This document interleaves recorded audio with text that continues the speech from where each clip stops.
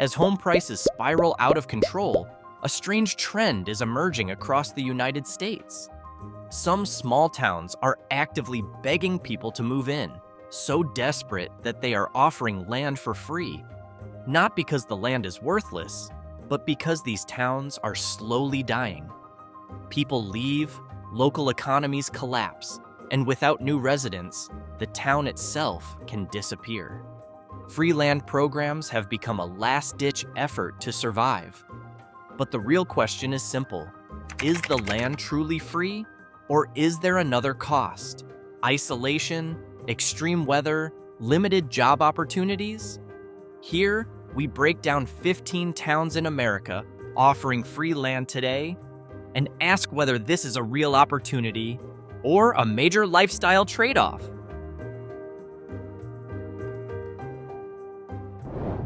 Buffalo often appears on lists of free land cities in America, but context matters. This is not a remote town, and it is not an off-grid lifestyle. Buffalo is a major city in the Great Lakes region that once thrived as an industrial powerhouse before losing massive population after the 1950s. Thousands of homes and lots were abandoned, and this is where the Urban Homestead Program was born. Through this program, the city sells abandoned properties for $1. But that symbolic price can be misleading. You are not buying empty land. You are buying an old house, often in severe disrepair. The rules are strict. Buyers must have funding and a renovation plan, follow city building codes, and complete repairs within a set time frame. There is no option to build an off-grid home from scratch in the middle of the city. Buffalo still offers full city infrastructure, electricity, clean water, roads, schools, and hospitals. So if you are looking for solar panels and a private well, this is not the place. But if the idea of restoring a dead house with almost zero land cost appeals to you, Buffalo runs one of the most realistic urban programs in America. It has existed for decades and remains active due to the sheer number of vacant properties.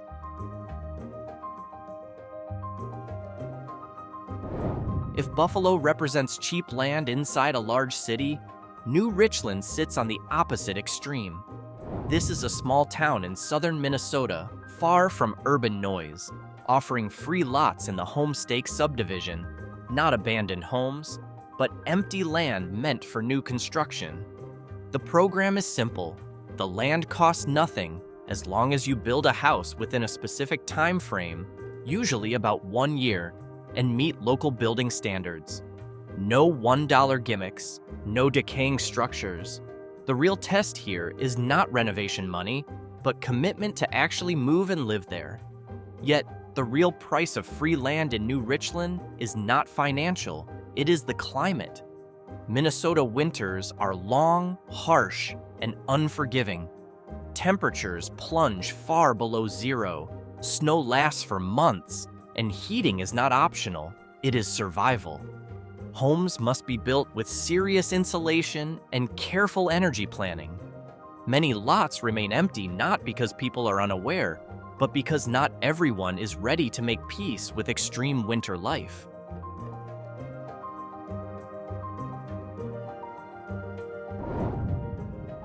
Wilson, Kansas offers a completely different kind of appeal: cultural identity. This small town is widely known as the Czech capital of Kansas, a legacy of Czech immigrants who settled here in the late 19th century. Wilson offers free residential lots in the Pride Park Addition, a housing development prepared for new residents.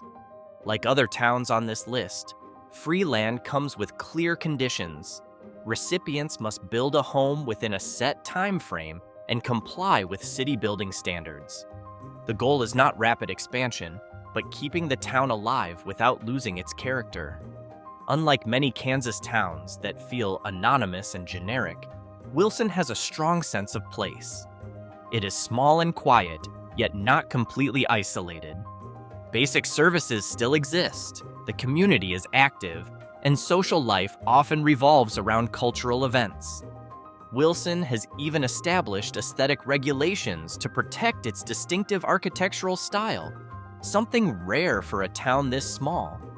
In terms of off-grid living, Wilson is not extreme, but it suits those who want a simple life without losing local identity and storytelling.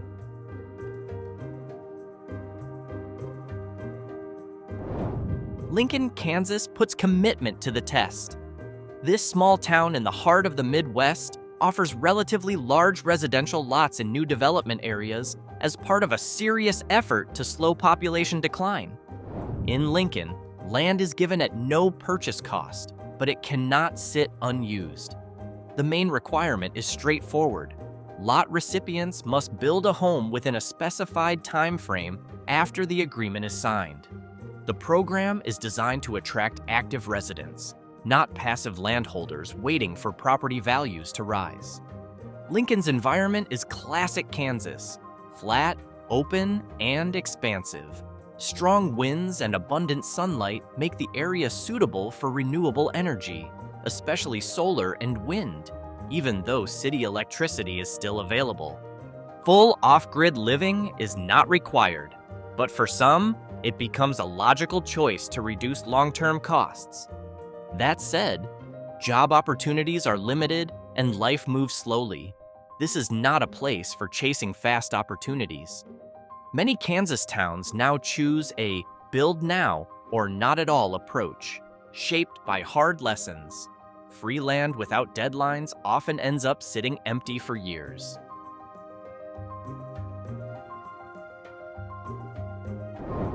Marquette is the next step deeper into silence.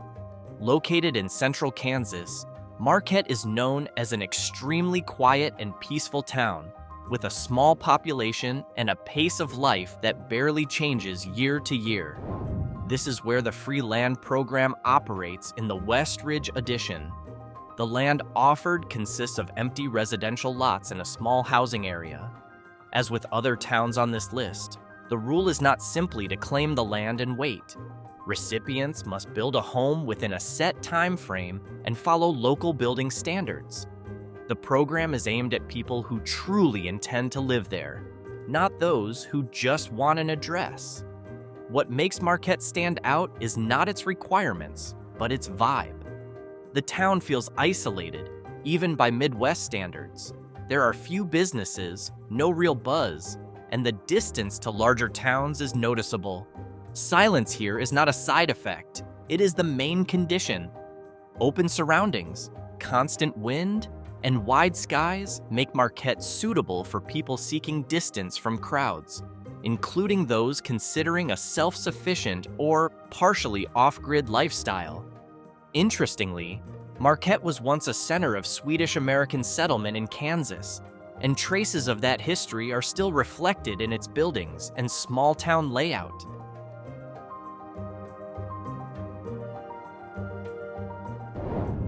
After the intentional quiet of Marquette, Elwood, Nebraska, offers a more pragmatic approach. This small town provides free land lots, but with a built-in safeguard. Recipients must place an upfront deposit, which is refunded once the roof of the house is completed. Notably, this refundable deposit model has started to be copied by other small Midwestern towns because it effectively filters serious applicants. The building requirements are straightforward. Construction must begin within a set time frame and reach a major structural milestone, marked by roof installation, for the deposit to be returned. This system has helped Elwood avoid the problem of neglected empty lots, a common failure in free land programs. Elwood sits in rural Nebraska, surrounded by farmland and open space. The environment is calm, distances between towns feel significant, and daily life moves slowly. Basic infrastructure is available, but nothing excessive, enough to live, not to indulge. As a result, many people drawn to Elwood arrive with careful long-term cost calculations already in mind.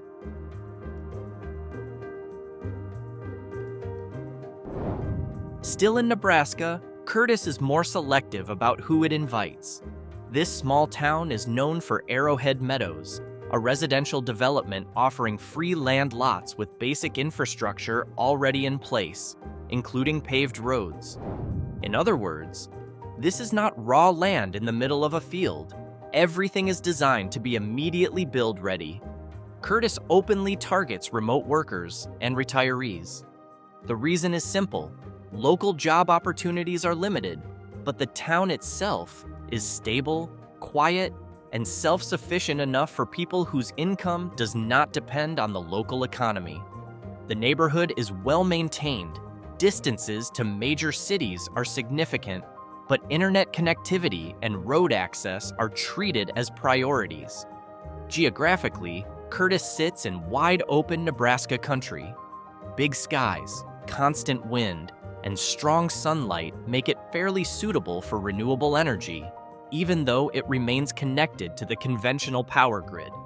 Full off-grid living is not the official goal, but a self-reliant lifestyle is very achievable. Arrowhead Meadows is a clear example of how small towns are adapting to the remote work era.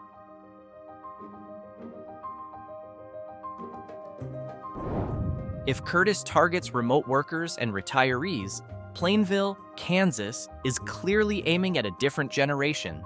This small town openly focuses its free land program on young families, people who are not only willing to build homes, but also to refill schools, strengthen the community, and revive local social life. Plainville offers free residential lots in designated housing areas, with one main requirement. Recipients must build modern homes that meet city standards within a set time frame. Modern here does not mean luxurious. It means livable, efficient, and compliant with current building codes. The town wants homes that are immediately occupied, not half-finished structures or experimental projects.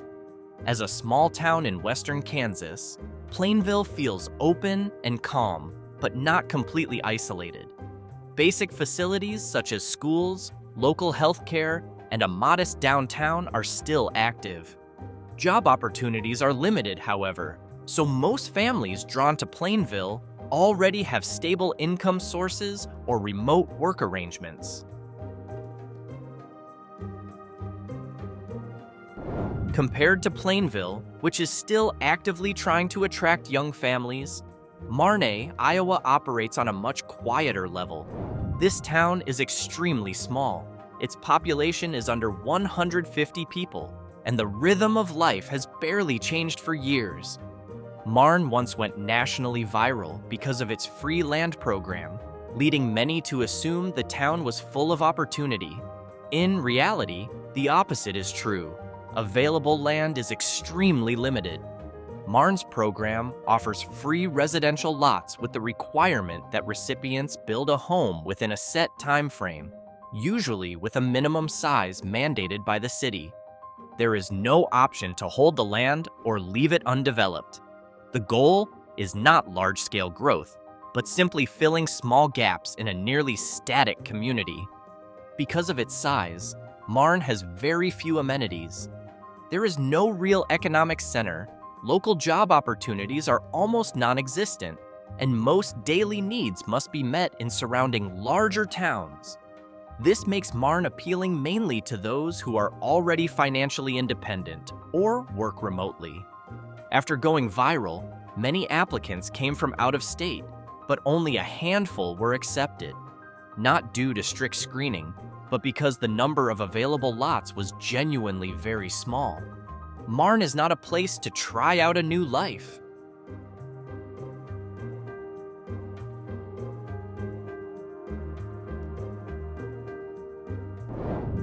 If Marne feels small and limited, Flagler, Colorado feels harsh and wide open. This town sits on the eastern Colorado High Plains, far from the mountain resort image many people associate with the state. Historically, Flagler's free land efforts were aimed more at businesses and small industries, as a way to stimulate the local economy. At certain periods, however, the town also opened residential lots, especially when the need for new residents became urgent. Its approach differs from the towns before it. Flagler is not just looking for residents, but for activity. people who will live there and contribute economically. Because of this, residential lots are not always available and are often part of a broader strategy to keep the town alive. The main draw is Colorado's vast, open landscape.